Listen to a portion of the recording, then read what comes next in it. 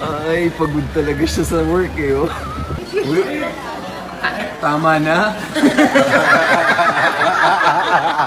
Siya si Mia. GGSS siya today. Bawali po. An, tumatakbo ka ba?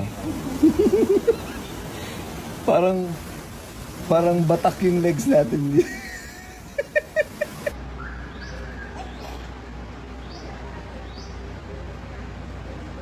Scary.